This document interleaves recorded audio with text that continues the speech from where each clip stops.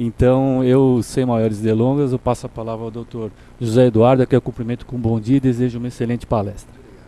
Antes de iniciar o meu tema, eu gostaria rapidamente de fazer uma evolução histórica sobre o direito do consumidor no Brasil. Como todos vocês sabem, a nossa defesa ela sempre foi realizada de forma individualizada. Foi apenas a partir da promulgação da Constituição Federal de 1988 que nós tivemos os nossos direitos e interesses elevados a uma ordem constitucional. E essa previsão ela se encontra no artigo 5º, inciso 32 da Carta Magna, quando ali foi estabelecido que o Estado deverá nos proteger sempre na forma da lei. Até então não havia no nosso ordenamento jurídico nenhuma legislação específica que tratasse efetivamente sobre os nossos direitos e os nossos interesses.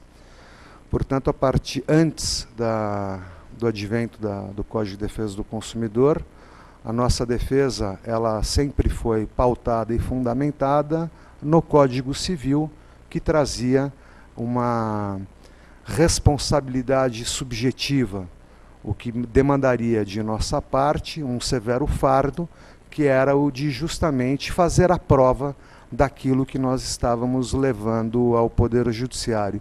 E muitas vezes essa prova ela era impossível de ser feita, seja pelo grau de conhecimento que se fazia necessário, que se faz necessário, mas principalmente pelo elevado custo financeiro da prova. Muito bem, a Constituição Federal, ela também, em 1988, afora o artigo 5º, inciso 32, ela também fez uma complementação em relação aos nossos direitos e aos nossos interesses do ponto de vista meramente econômico. Eu percebo que é um dispositivo constitucional muito pouco utilizado por nós, advogados e advogadas. O artigo 170, inciso 5 da Constituição Federal, ele trata, portanto, dessa proteção econômica.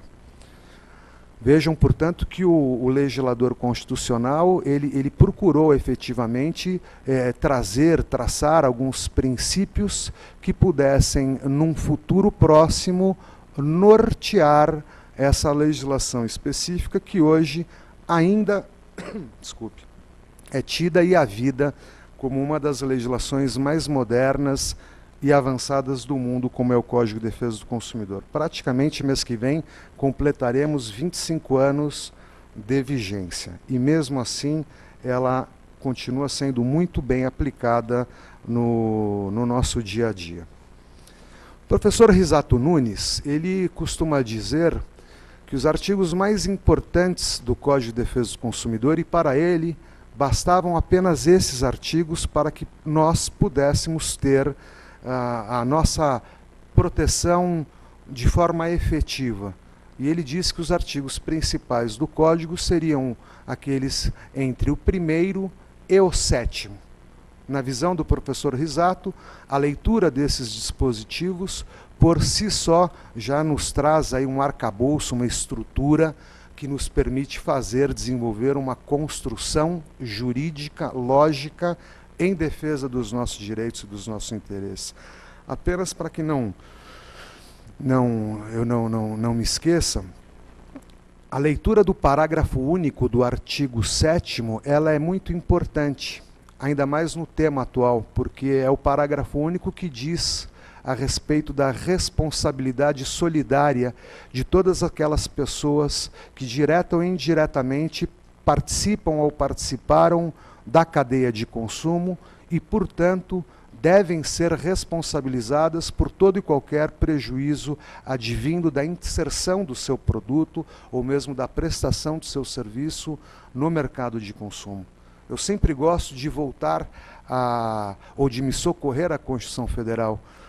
O ministro do Supremo, semana passada, o Aires Brito, ex-ministro, disse que na Constituição nós encontramos saída para tudo. E é uma verdade. E tanto é verdade que, veja, nós precisamos fazer uma construção e um paralelo para a defesa do consumidor. Ora, se a responsabilidade, de acordo com o parágrafo único, ela é solidária, e podemos citar outros dispositivos infraconstitucionais, isso decorre de uma presunção lógica advinda do princípio constitucional da livre iniciativa, que está estampado no artigo 170 da Constituição Federal.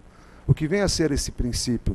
Senão a possibilidade de qualquer pessoa, física ou jurídica, desde que não haja nenhum impedimento de ordem legal, se aventurar no mercado de consumo na condição de fornecedor de produtos ou mesmo prestador de serviços. Portanto, o mercado brasileiro é livre para qualquer atividade ilícita.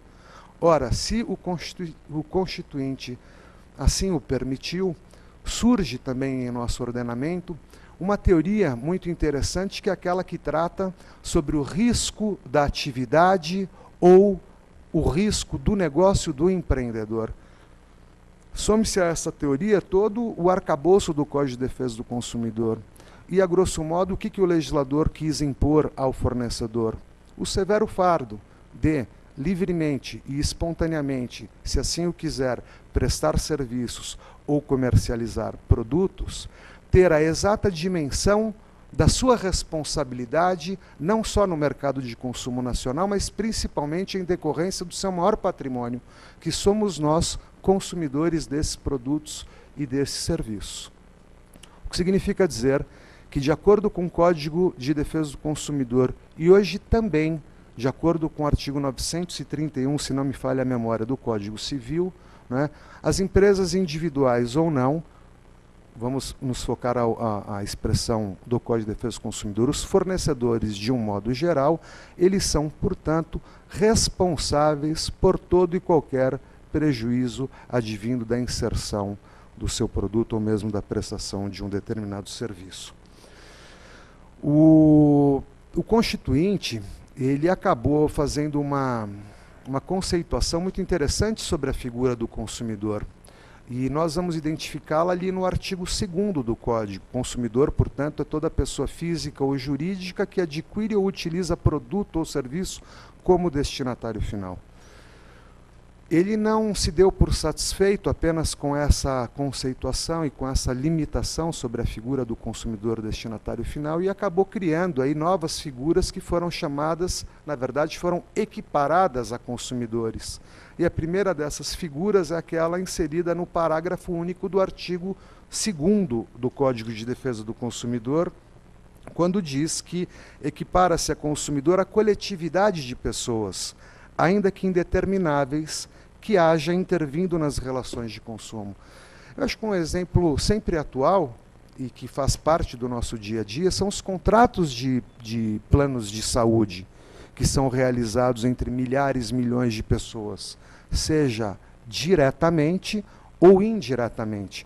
Gosto sempre de me referir ao exemplo indireto, porquanto funcionários de uma empresa que são beneficiários, ou beneficiados, melhor dizendo, com um plano de saúde coletivo, eles não têm uma atuação direta com a parte contrária.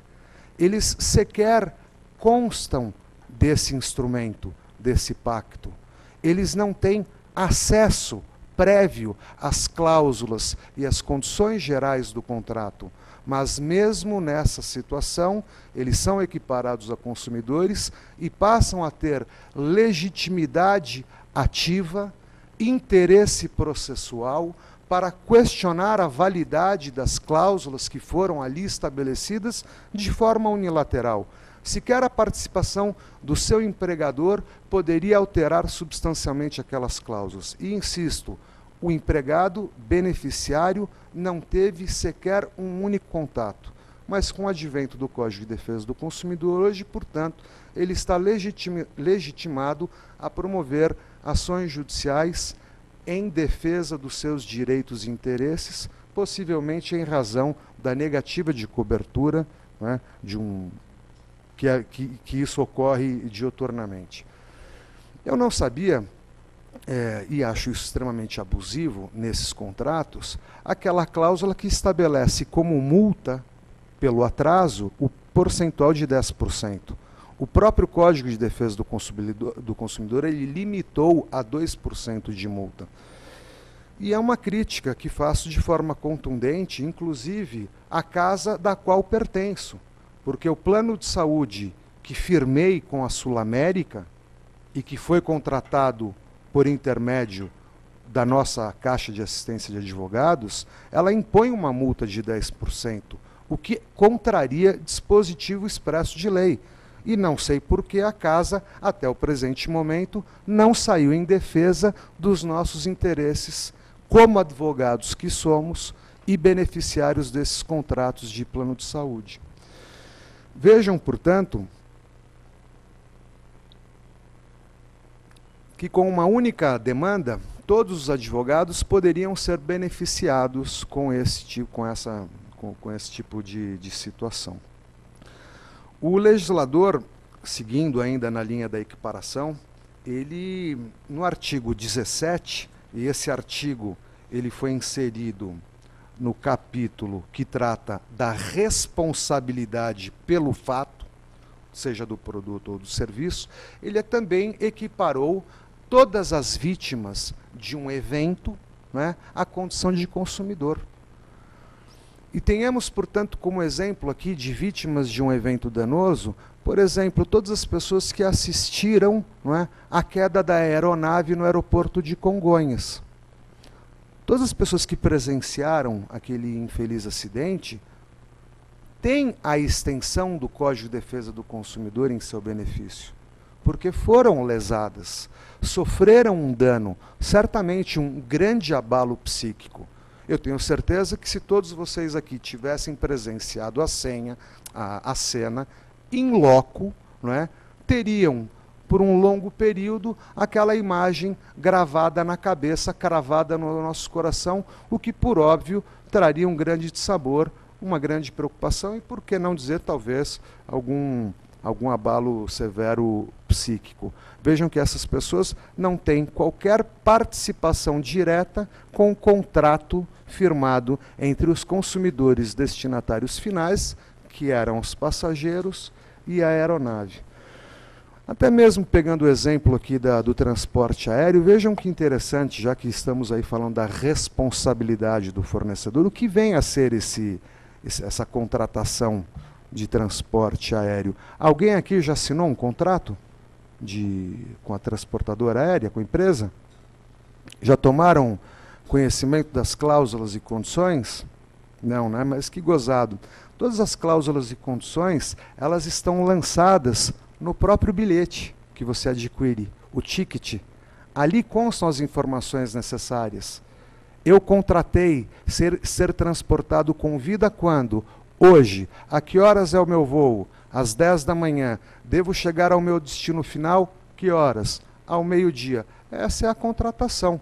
Portanto, a empresa aérea, ela tem a responsabilidade de nos transportar com vida, com segurança, de um determinado local, previamente agendado o horário, até o seu destino final. Qualquer falha na prestação desse serviço deve ensejar, não é, por parte da transportadora, a sua responsabilidade em reparar o dano efetivamente sofrido pelo consumidor. Um outro exemplo dessa equiparação por vítima foi aquele acidente no Shopping Osasco, que teve uma explosão faz muito tempo. As pessoas que não estavam adquirindo nenhum produto e que foram vítimas, portanto, foram equiparadas, mesmo que tivesse o Dr. Marcos simplesmente cortando caminho pelo shopping para ganhar tempo. Mas se sofreram algum dano em decorrência dessa explosão, são consumidores por equiparação e podem, por óbvio, se beneficiar, por exemplo, do rol de direitos básicos que foram inseridos ali no artigo 6º. E como último exemplo de equiparação, nós vamos encontrar aquele previsto no artigo 29, que trata exclusivamente das práticas comerciais.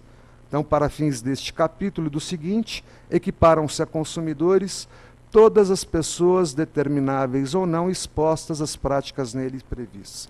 Falei de práticas comerciais. Vocês se recordam daquele comercial das Casas Bahia? que trazia a seguinte informação: você quer pagar quanto? Não era isso? Você quer pagar quanto?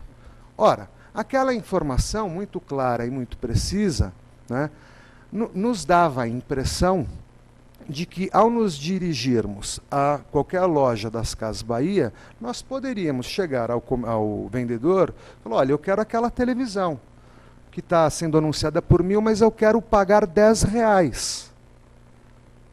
E o que aconteceu?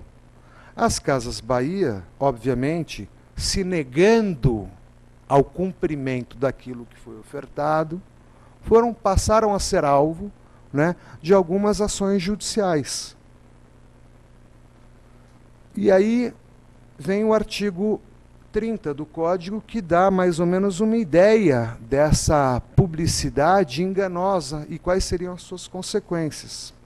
Toda informação ou publicidade suficientemente precisa, veiculada por qualquer forma ou meio de comunicação com relação a produtos e serviços oferecidos ou apresentados, vejam que expressão bonita, obriga o fornecedor que a fizer veicular, ou dela se utilizar, integra o contrato que vier a ser celebrado.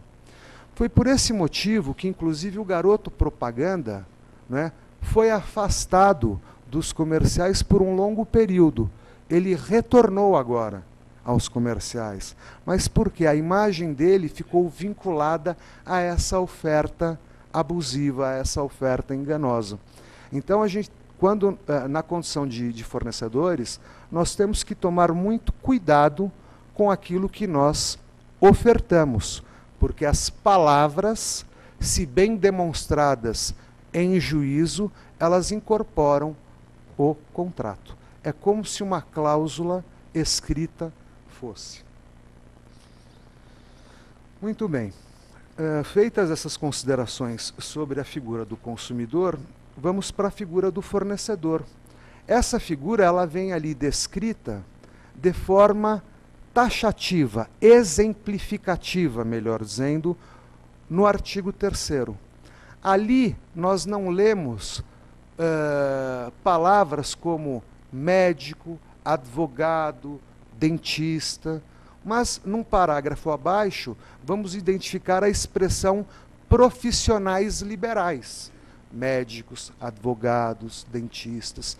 E a única exceção à regra que se faz em relação à responsabilidade do fornecedor é em relação ao profissional liberal. Então, o Código de Defesa do Consumidor ele foi taxativo. A responsabilidade dos profissionais liberais, né, é realizada mediante a comprovação de culpa. Portanto, eu, enquanto advogado, desvinculado de uma pessoa jurídica, se porventura causar algum dano a outrem, né, devo ser responsabilizado de forma subjetiva. Mas, aproveitando o exemplo, pergunto-lhes: nós, profissionais do direito, profissionais liberais, somos fornecedores ou somos prestadores de serviços e estaríamos sujeitos aos ditames da Lei 8.078/90? Essa é a pergunta que eu faço aos senhores. Boa parcela entende que sim, uma outra entende que não. Eu me filio a que entende que não. Por qual razão? O que vem a ser um prestador de serviço? Serviço é qualquer atividade fornecida no mercado de consumo. Qualquer atividade. Mediante remuneração. Inclusive as de natureza bancária, financeira, de crédito securitária, salvo as decorrentes de relações de caráter trabalhista. Então, pergunto-lhes e insisto novamente: estaríamos nós sujeitos ao Código de Defesa do Consumidor? A minha resposta é não. E por qual razão? Porque a nossa profissão, ela tem um regramento totalmente diferenciado das demais. A primeira situação é que a única profissão prevista na Constituição Federal, que é indispensável à administração da justiça. Por si só, o advogado ou advogada já é tratado de forma diferenciada. A segunda e a principal delas é que nós estamos subordinados às exigências estabelecidas pela nossa lei federal, que é o Estatuto da Ordem dos Advogados. Nós não podemos, a nossa atividade não é uma atividade comercial, em que pese hoje estar liberado a utilização de maquinetas de cartão de crédito. E que veio em boa hora. Né? Porque o cliente vai, não diz que não tem dinheiro, mas passa o cartão. Não tem desculpa. Se precisar, até parcela. Né?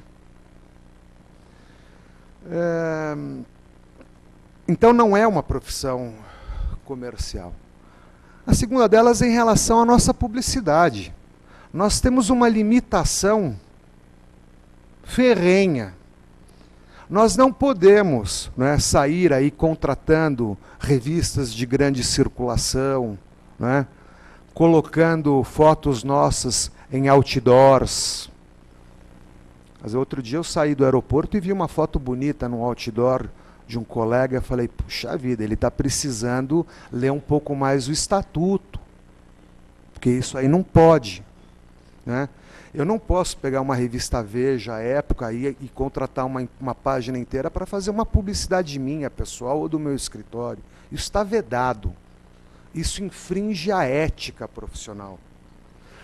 Então são por essas e outras razões que, na minha opinião, e respeitado, obviamente, entendimento contrário, o advogado ele não está sujeito às normas do Código de Defesa do Consumidor, mas sim do nosso estatuto.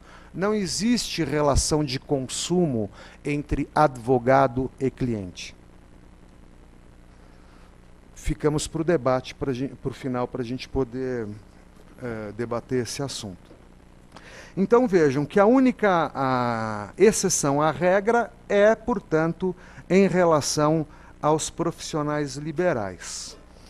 E como dito, esse rol estabelecido aqui no artigo 3º, ele é meramente exemplificativo. Portanto, poderíamos agregar aqui inúmeras outras profissões, inúmeras outras situações que aqui não foram contempladas.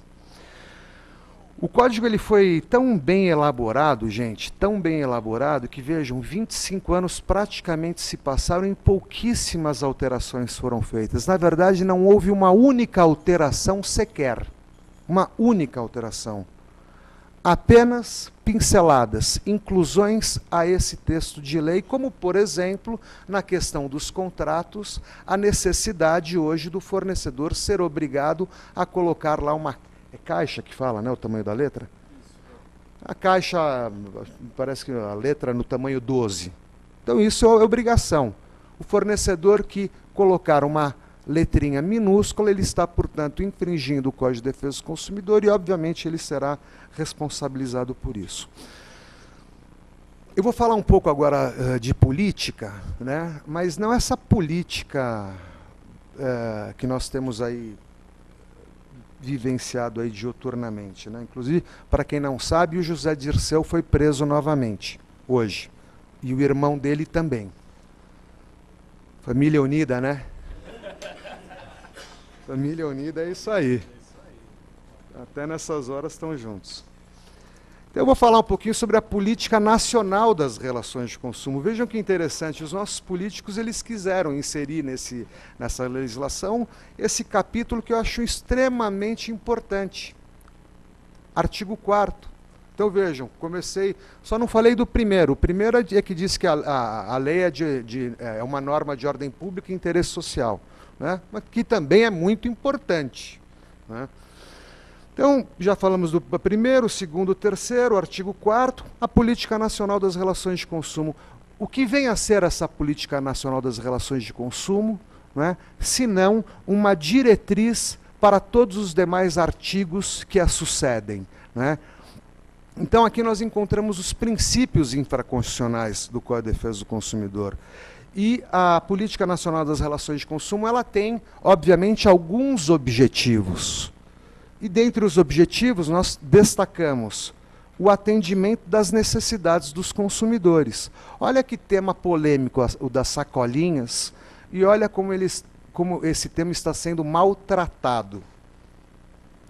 Porque me parece que a resposta para o problema das sacolas nós vamos encontrar aqui nos objetivos da Política Nacional das Relações de Consumo, quando diz aqui em primeira mão, não é, que um dos objetivos é o atendimento das nossas necessidades enquanto consumidores. Ora, se eu vou a algum estabelecimento comercial para adquirir algum produto, pressupõe que eu tenha que sair daquele estabelecimento comercial com todas as condições necessárias e adequadas para que eu leve aquele produto embora para minha casa.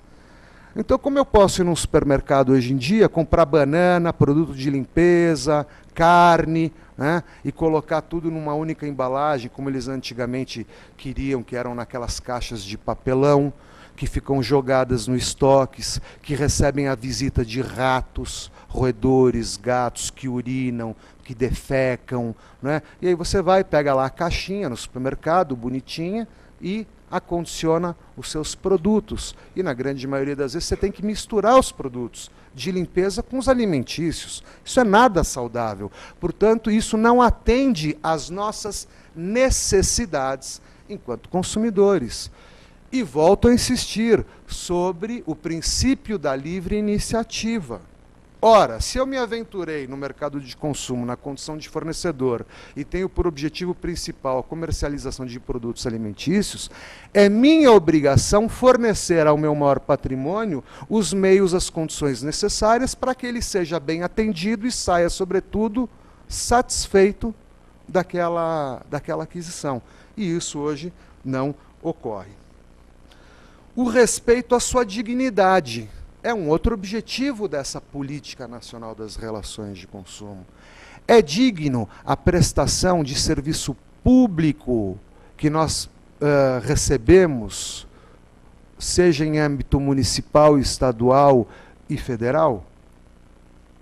Quem precisa aqui a um SUS da vida? É tratado com dignidade, com respeito? É serviço público.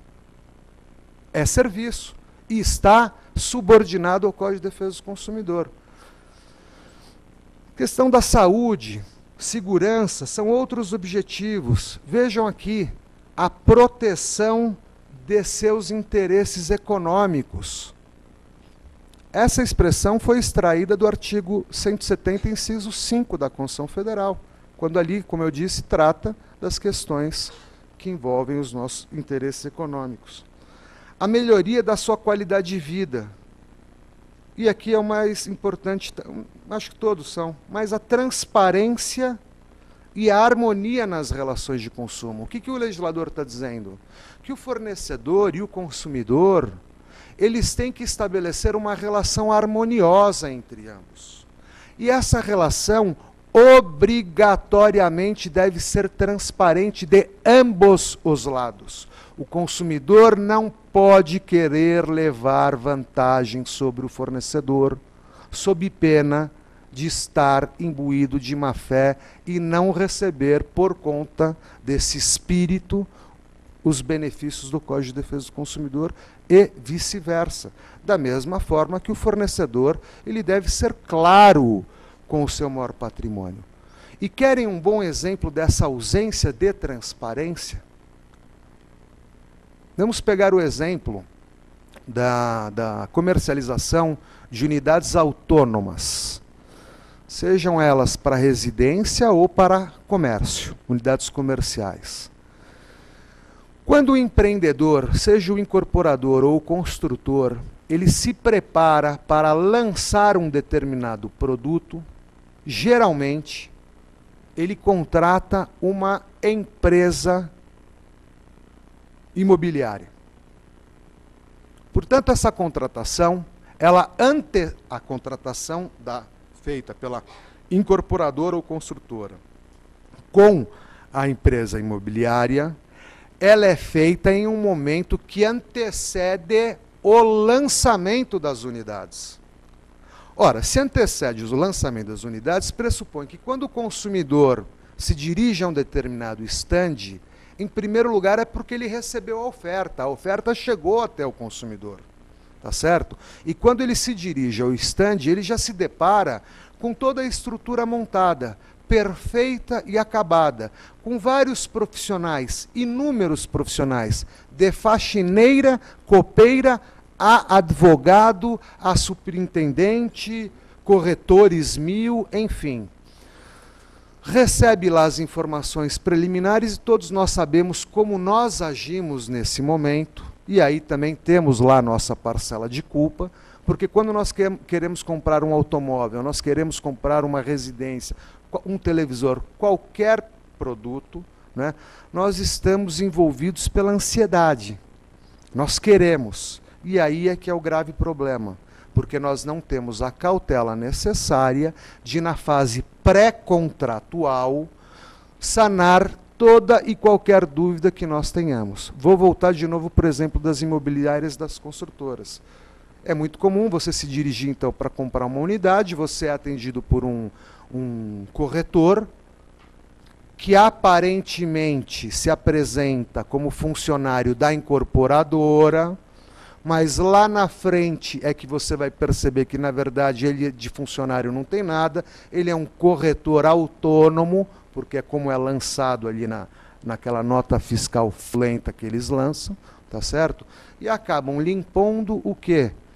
Inúmeras cobranças, seja a título de comissão de corretagem, seja a título de assistência imobiliária, seja a título de taxa SAT, né?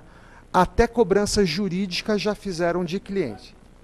Honorários advocatícios, ou seja, você não contratou nada disso. Você sequer solicitou esse tipo de serviço.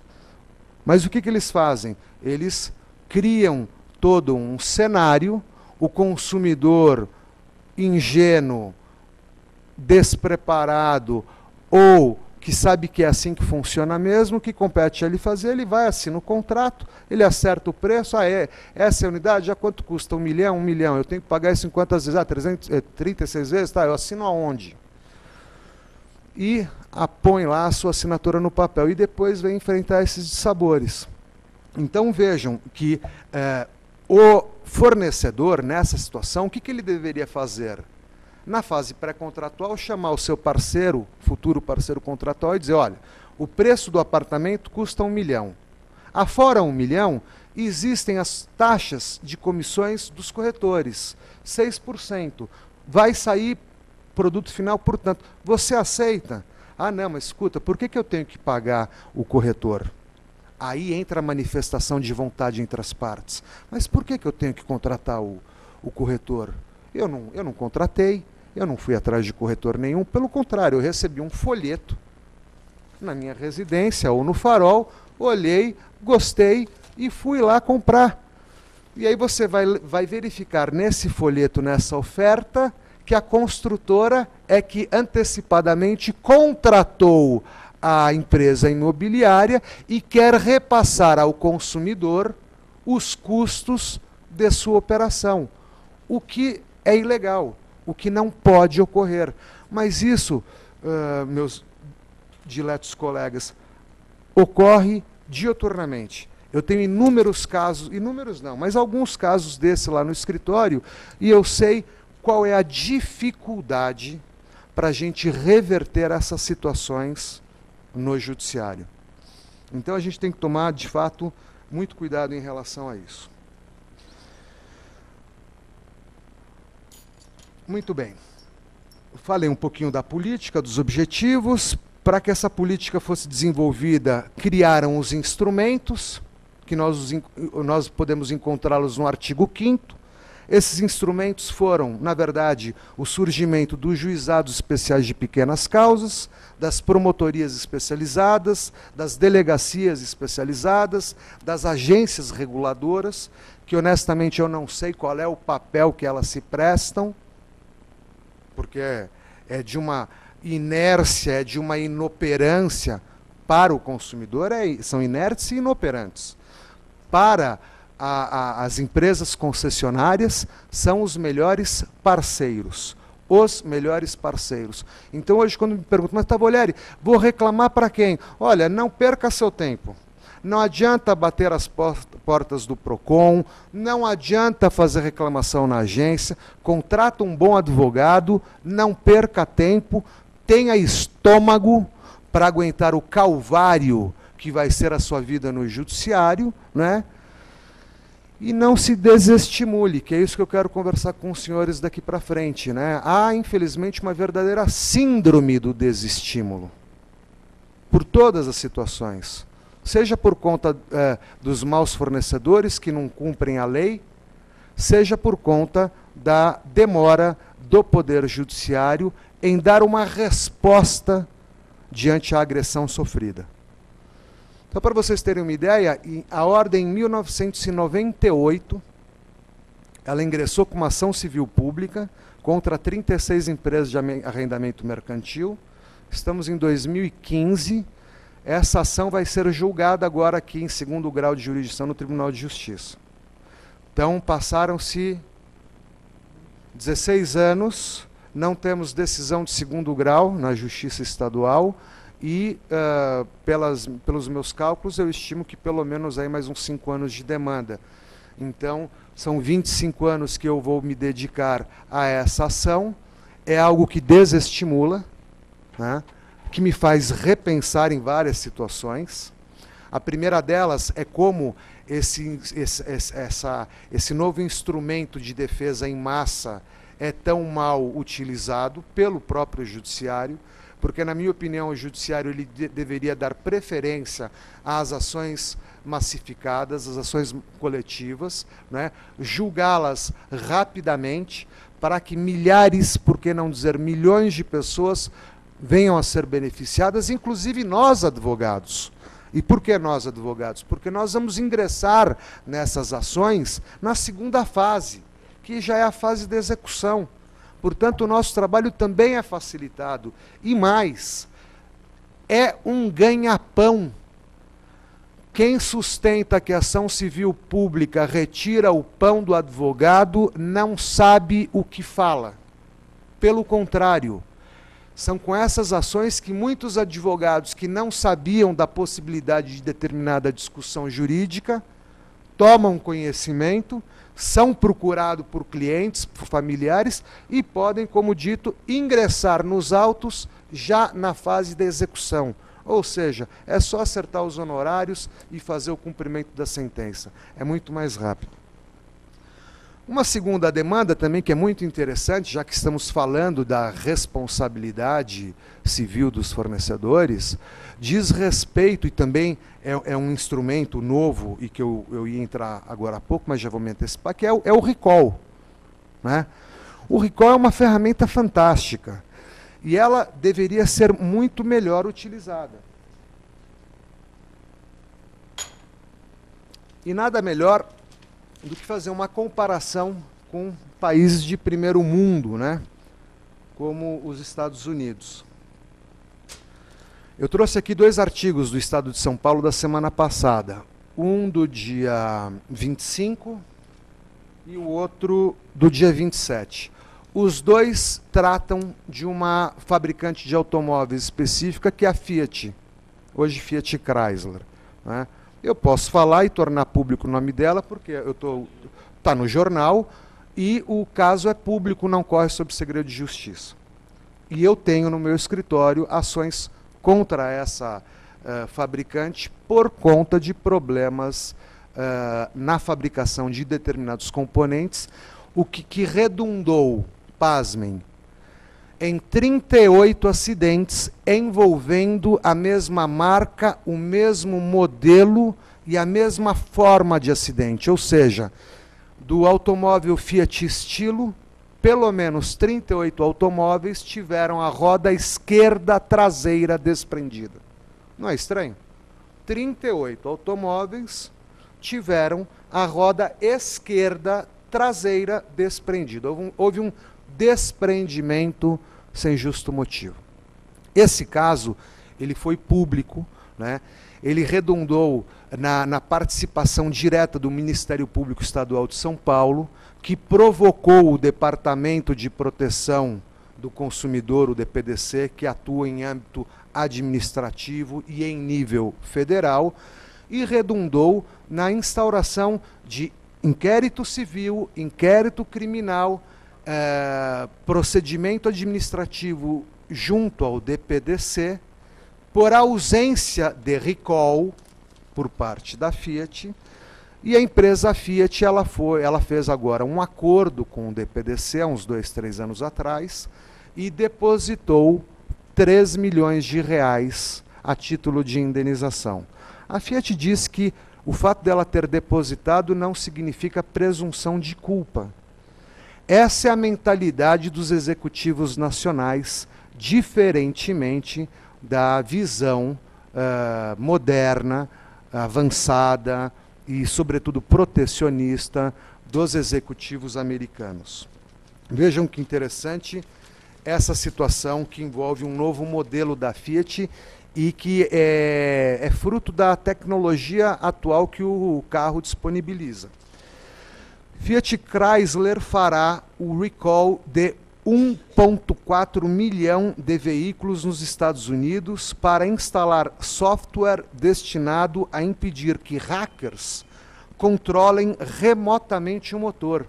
Então, o que aconteceu? Por conta da tecnologia, hoje hackers estão invadindo automóveis, né, e manipulando os equipamentos. Então, esse aqui já conseguiu desligar o motor do automóvel. Em 2020, serão 250 milhões de carros conectados na internet. Então, imaginem os senhores e as senhoras as situações que nós teremos a enfrentar no futuro. Talvez estejamos aí dirigindo o nosso veículo e, surpreendentemente, alguém, não é, se aposse do controle do veículo e aí a gente fica absolutamente vulnerável. Ora, se isso é fruto da tecnologia atual, que deveria, obviamente, trazer-nos benefícios, por um outro lado, é um justo motivo de preocupação pelos fabricantes. Então, havendo uma notícia dessa, seja por uma única pessoa, as empresas elas já deveriam se mobilizar para saber se isso pode ser estendido aos demais e, se for possível, imediatamente tornar público o problema.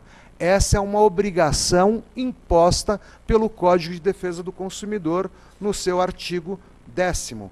O fornecedor não poderá colocar no mercado de consumo produto ou serviço que sabe ou deveria saber apresentar alto grau de nocividade ou periculosidade à saúde ou segurança. Parágrafo 1º. O fornecedor de produtos e serviços que, posteriormente à sua introdução no mercado de consumo, tiver conhecimento da periculosidade que apresentem, deverá comunicar o fato imediatamente, vejam a palavra, imediatamente, às autoridades competentes e aos consumidores, mediante anúncios publicitários. Muito bem.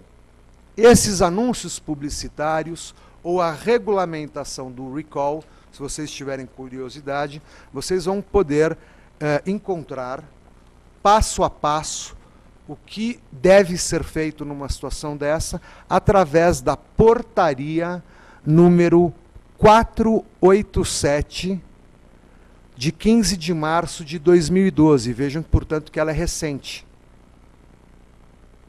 Vamos completar mês que vem 25 anos de vigência. E apenas agora resolveram regulamentar esse instrumento extremamente eficaz. Essa portaria basicamente diz o seguinte, no seu artigo 2º, o fornecedor de produtos e serviços que posteriormente à sua introdução no mercado de consumo tiver o conhecimento, né, ele deverá comunicar o fato imediatamente. A quem? Primeiro de todos, ao Departamento de Proteção, ao DPDC.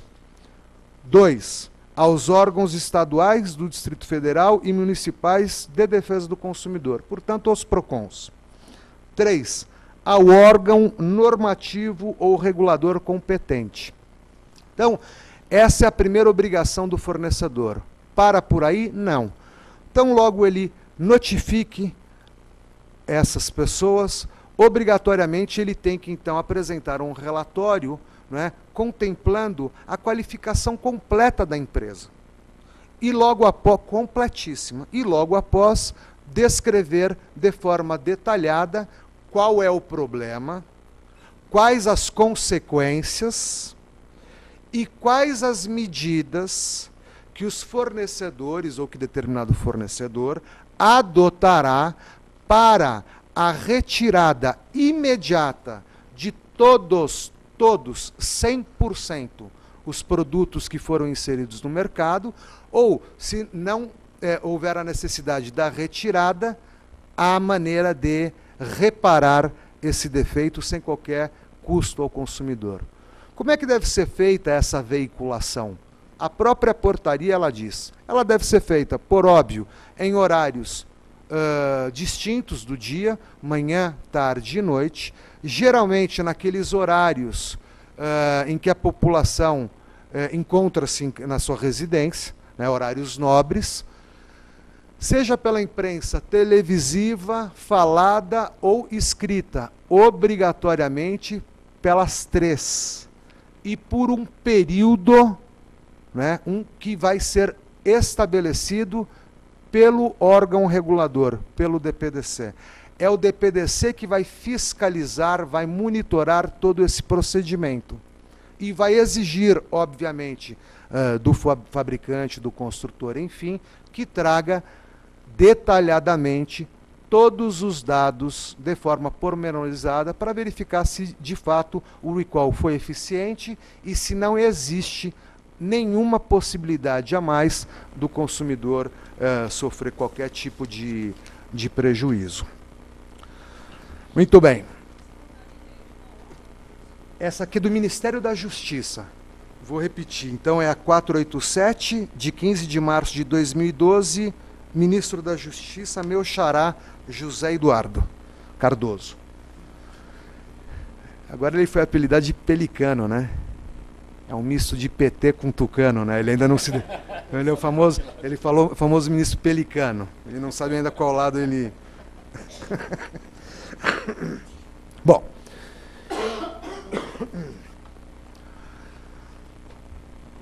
O artigo 6 é o mais importante de todos. É o que trata dos direitos básicos do consumidor.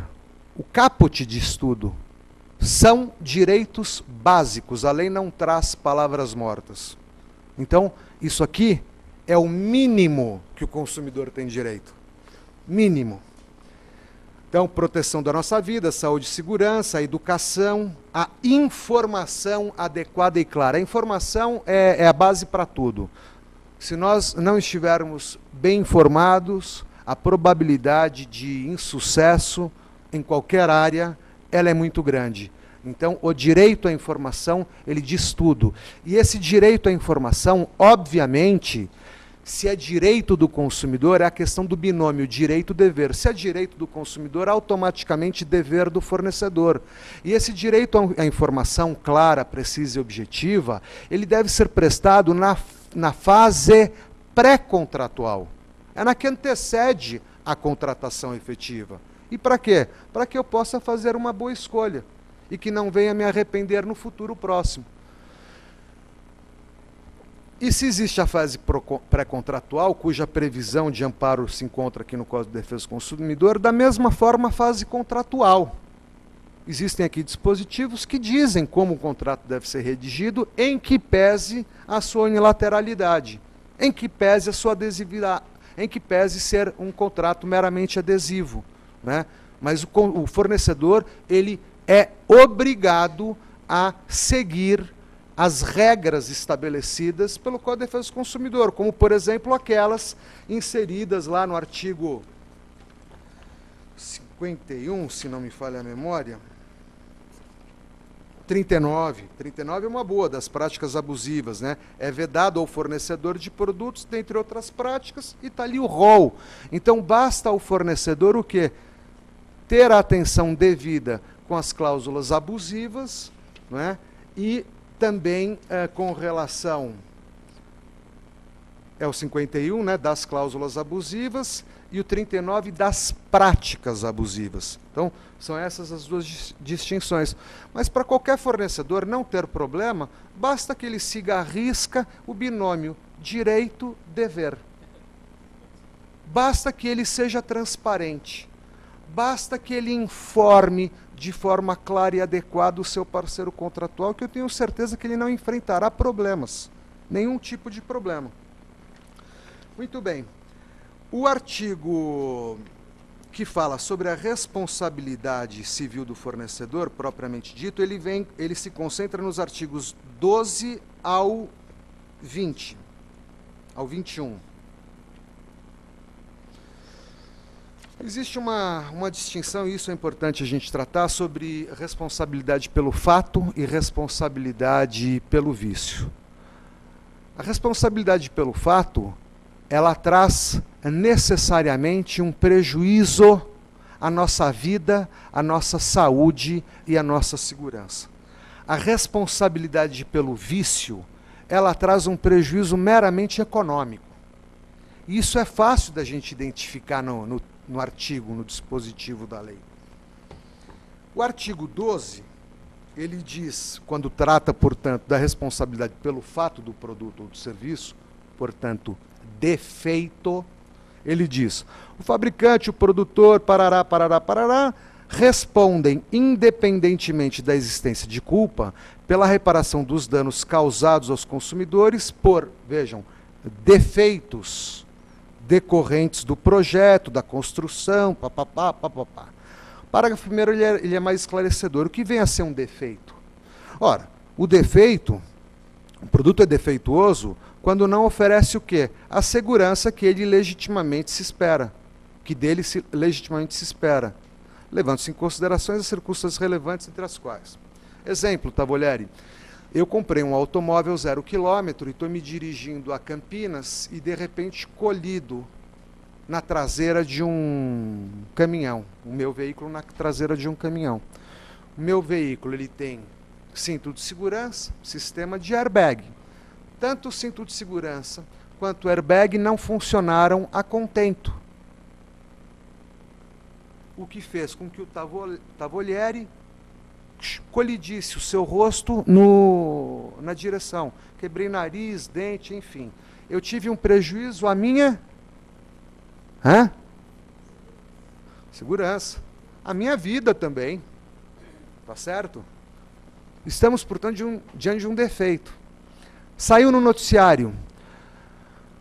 Eu comprei um Fusca. Saiu no noticiário, olha, o Fusca 2015, modelo tal, está enfrentando um problema no airbag e no cinto de segurança. No dia seguinte eu quis vender o meu Fusca. Ele valia 20. Depois da veiculação da matéria, passaram a me dar 15. Tive um prejuízo econômico, por conta de um vício do produto.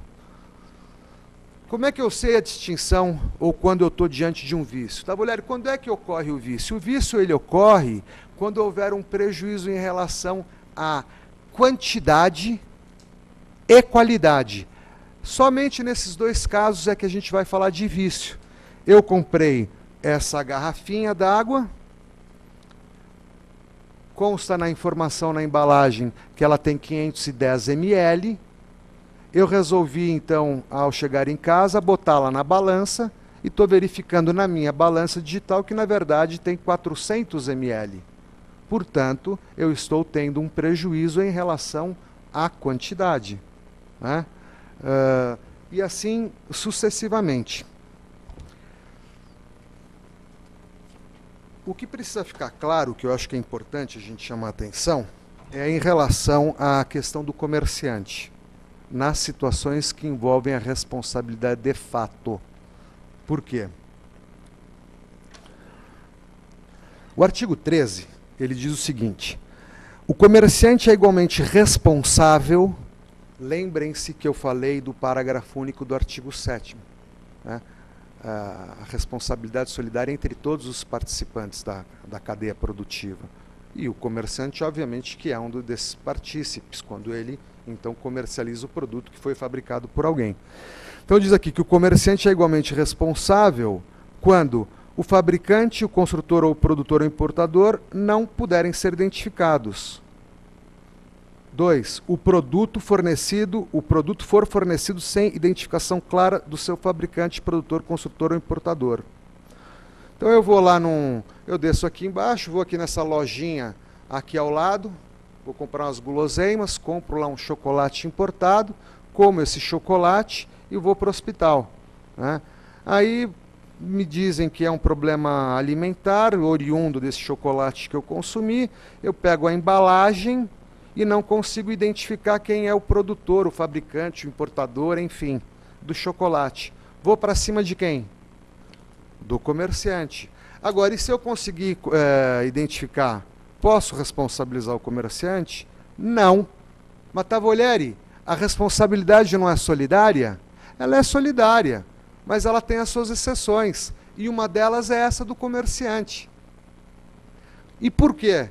Porque se o comerciante colocar na gôndola um produto que não conste nele, nas informações exigidas pelo código, obviamente ele se solidariza com aquilo e passa a ser o responsável. Agora, na medida que ele... Olha, tudo bem, eu comercializei, mas está aqui. Isso aqui foi fabricado por, sei lá, Lindói original. Vai cobrar da Lindói original o seu prejuízo. Sempre que nós estivermos falando de defeito. O artigo 13, ele está inserido nessa seção que fala da responsabilidade do fato. Muito bem. Na responsabilidade pelo vício do produto, isso aqui eu acho super interessante comentar com vocês, é o seguinte: sempre que a gente tiver, então, algum prejuízo por conta de qualidade ou quantidade, obrigatoriamente nós temos que comunicar o fornecedor. E para quê? Para que ele tenha o direito de reparar o vício. Essa situação ela é tão importante que se o consumidor não der ao fornecedor a oportunidade de reparar, se ele ingressar com a ação, ele perde a ação. Eu trouxe até um julgado, deixa eu ver se eu acho rapidamente ele aqui.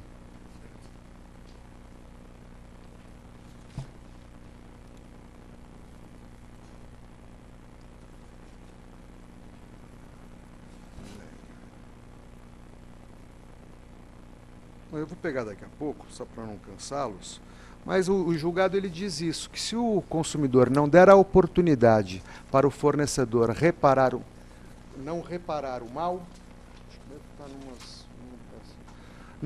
o mal, ele não tem, não é legitimidade, mas ele não tem interesse em agir contra o fornecedor. Por quê?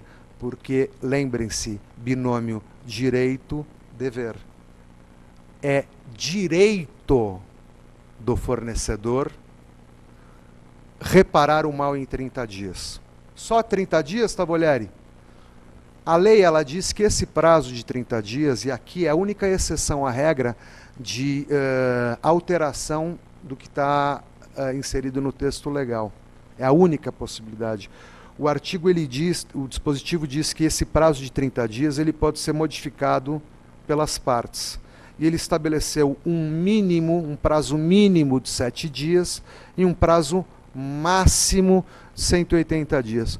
Por qual motivo? Puxa vida, imaginem os senhores que eu comprei, nós estamos agora, na Copa do Mundo, e eu comprei um televisor, porque amanhã vai ter jogo do Brasil, e eu chamei todo mundo, convidei todos vocês para casa. Eu preciso, né, para a gente assistir o jogo. E aí eu chego em casa, coloco o plug na tomada e a televisão não funciona. Como é que eu fico? A lei, 30 dias para o fornecedor reparar o dano. Puxa, mas o jogo é amanhã, eu comprei só por conta disso. Será que eu posso negociar o prazo? Posso, desde que o teu parceiro concorde. E aí seria um mínimo de 7 dias. Resolve o problema? Não, não resolve o problema. Aí a gente teria que fazer uma interpretaçãozinha, né? A televisão, ela é vista hoje como um bem essencial? É um produto essencial, uma televisão? O que vocês acham? Eu acho que sim. A geladeira é essencial? Produto essencial? Eu acho que é. Fogão é essencial? Eu acho que é. Bom, se a geladeira, o televisor e o fogão são essenciais, como resolver esse problema? O código resolve. Quando ele diz aqui, onde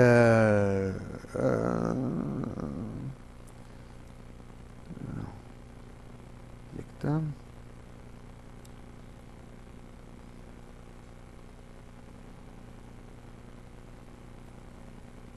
Aqui, parágrafo 3º. O consumidor poderá fazer uso imediato das alternativas do parágrafo 1º deste artigo, sempre que, em razão da extensão do vício, a substituição das partes viciadas puder comprometer a qualidade ou características do produto, diminuindo-lhe o valor, ou se tratar de produto essencial.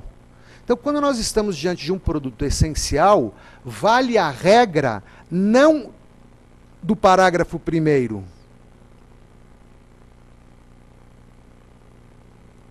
mas as dos incisos subsequentes, 1º, 2º e 3º. O produto essencial, a substituição, ela deve ser imediata. Não quer substituir a televisão viciada por uma nova, então eu quero o meu dinheiro imediatamente devolvido, hoje. Isso acontece? Jamais. Jamais acontece. Eu tenho um cliente, ele comprou uma Kombi 0 km. Na primeira semana, a Kombi foi para a concessionária porque apresentou um barulho. Foram substituídas 51 peças do automóvel. 0 km. O cliente me procura. O que dizer a ele? Puxa vida, está com problema mesmo, está com vício. Não é para acontecer isso. E agora, tá, Valério? Bom, a lei diz que a gente deve notificar o fabricante e dar a ele 30 dias para resolver o problema. Se não resolver o problema, em 30 dias, a substituição do produto, a restituição imediata ou o abatimento proporcional do preço. Não é bonito isso? Academicamente falando, não é uma baita de uma legislação? O que aconteceu? Eu, então, passei essas informações para o meu cliente e tivemos que ingressar com ação.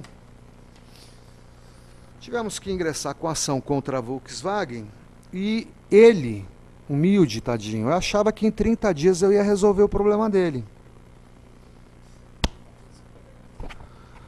Nós estamos há 7 anos de litígio. E o meu pedido primordial era a antecipação de provas. Eu quis antecipar a prova. E essa antecipação me custou 7 anos da minha vida. Há 7 anos que eu litigo, eu não, meu cliente, com a Volkswagen, para produzir antecipadamente uma prova, demonstrar o vício no produto e exigir, dentro dos 30 dias, a substituição do produto por um novo. Ele queria um novo, eu comprei 0, me dá um outro 0, é o que eu quero. Não quero dinheiro, não quero abatimento, eu quero levar para casa aquilo que eu comprei, aquilo que vocês ofertaram. Então vejam, 7 anos de litígio, não temos laudo pericial concluído. Esse senhor me vê no Facebook, quando eu posto alguma coisa em relação aos 30 dias, quem não conhece acha que ele está me ofendendo. Porque é um palavrão sucedido do outro. E eu sei que não é em relação à minha pessoa, mas quem lê não sabe. E chega uma hora que o cidadão de bem, ele não aguenta mais. Ele se desestimula ao sagrado exercício de cidadania. Ele entrega os pontos, ele parte para o mau acordo, ele substitui o advogado, porque o culpado não é mais o fabricante do carro, é o advogado que eu contratei, porque esse advogado não resolve nada. E eu conheci um advogado que me disse que em 24 horas ele resolve o meu problema. Aí veja, você está 7 anos lá defendendo o cliente, fazendo de tudo pelo cliente, e de repente, e o pior, com a perspectiva de receber alguma coisa lá num futuro muito distante. E de repente você pode ser surpreendido com uma revogação, com a tua substituição. E isso é desestimulante duplamente, uma pelo cliente, uma pelo profissional. Semana passada eu fui aqui no Fórum Central verificar um despacho que saiu de um cliente meu lá, antigo, ação 1999. Estavam pedindo o levantamento da guia de depósito agora. Eu tenho 2 filhas, a mais velha 12 anos. Aí eu paro e penso, mas puxa, não está errado. Como é que a gente sobrevive hoje da advocacia? Honestamente, eu estou falando. Honestamente. E é assim que tem que ser. Honestamente sempre. É muito difícil, gente. Mas não é impossível. É por isso que você tem que se acautelar, né? E aí começam aquelas brincadeiras de elevador de fórum. Você encontra o colega, e aí, tudo bem? Vamos tomar alguma coisa? Aí o colega prontamente responde, claro, de quem? Né? Então a gente tem que tomar muito cuidado com isso. O fato é que a responsabilidade hoje do fornecedor ela é muito clara para todo mundo. E diante dessa construção rápida que eu procurei fazer, traçando princípios da Constituição Federal, né, trazendo a teoria do risco da atividade, alguns princípios infraconstitucionais, os próprios direitos básicos dos consumidores, elas acabam se esbarrando nessa morosidade do Poder Judiciário. Eu tenho dito que o Poder Judiciário, lamentavelmente, é como o cachorro. O cachorro é o melhor amigo do homem. O Judiciário é o melhor amigo dos maus fornecedores. Como é que pode um magistrado responsabilizar uma instituição financeira que protesta indevidamente um título simulado, sem origem subjacente, de um cidadão de bem com longos anos de vida, reputação ilibada, nome limpíssimo, e de repente se vê nessa situação, é protestado indevidamente, é obrigado a perder o seu tempo, a desviar a sua produtividade para contratar, primeiro para se inteirar do assunto. Mas por que meu cartão foi recusado? Porque seu nome está protestado. Mas como que está protestado? Aí o cidadão de bem, ele vai e perde tempo para levantar essas informações, verifica que foi alvo de um golpe, tem que contratar um advogado de sua confiança, tem que gastar com esse advogado, tem que suportar as despesas, as custas judiciais, superar o calvário da vida processual, litigiosa, para ao final ser reparado em R$5.000. Mas doutor, me protestaram R$29.000. Só de honorários para o senhor eu gastei, sei lá, R$4.000, R$5.000. E o que eu estou recebendo de indenização do judiciário não é o suficiente para reparar os gastos que tive com esse meu exercício enquanto cidadão. E aí você vai questionar o magistrado, sempre bem fundamentado naquela doutrina que é a que eu mais gosto, que é do professor Bittar, quando trata do dano moral, né? É o baluarte, é o papa, é o ícone dessa tese do dano moral. Né? Eu garanto para vocês que o professor Bittar não copiou nada de ninguém, como eu vejo hoje em grandes doutrinas, em grandes doutrinadores. Mas é a questão do desestímulo. Né? E o magistrado, né, de forma rançosa, vem com aquela linha vetusta de argumentação. Eu não quero fomentar a indústria do dano moral. Mas que indústria? Mas que indústria é essa? Seria indústria se verificasse, vislumbrasse má fé do consumidor em querer levar vantagem Aí sim estaríamos diante de uma indústria do dano moral. Mas eu não vejo indústria nenhuma. Né? Eu vejo o sagrado exercício de cidadania. E não vejo contrapartida do magistrado. Porque, vejam, se o fundamento da teoria do dano moral é penalizar o infrator de forma exemplar a desestimulá-lo a novas práticas, condená-lo em 5 mil reais, me desculpe a franqueza, não é dizer a ele, siga em frente, com a chancela minha, do judiciário. Pode continuar protestando cidadãos de bem, porque o máximo que você vai ser condenado é em 5 mil reais. Aí eu vou em embargo de declaração e sou obrigado a ler do magistrado que ele não pode fazer nada. Que se existisse uma lei que permitisse a condenação social, e existe, né? Ele aplicaria. Então eu já me convenci disso. Se a gente quiser mudar um pouco essa nossa situação, primeiro o magistrado ele vai ter que ser mais pesado na caneta na hora de aplicar a sanção. Né? Em segundo lugar, se assim eles o agirem, certamente haverá uma diminuição de litígio. É óbvio, porque quando o banco, ao invés de ser condenado em 5 mil, se ele fosse condenado em 50 mil, dependendo da situação, em 500 mil, 1 milhão de reais, eu garanto para vocês que cabeças rolariam interna corporis e eles ficariam infinitamente mais atentos em evitar situações como essas. E se admitamos que mesmo assim elas ocorressem, o banco seria o primeiro a chamar o seu parceiro contratuário e falar, vem cá, errei, mas quero reparar o dano. E acertar alguma forma, alguma maneira, seja em crédito em conta, não sei. Alguma maneira ele tem que encontrar.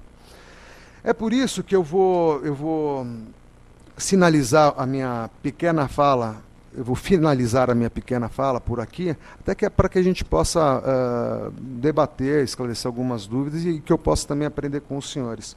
Eu queria agradecer imensamente a presença, sobretudo a atenção que vocês me dispensaram, me colocar à disposição. Peço desculpas se não atingi todos os objetivos, se não falei daquilo que vocês gostariam, mas estou aqui para falar se necessário. Muito obrigado, doutor Marcos, a todos, a ordem, e uma ótima semana para todos nós. Obrigado.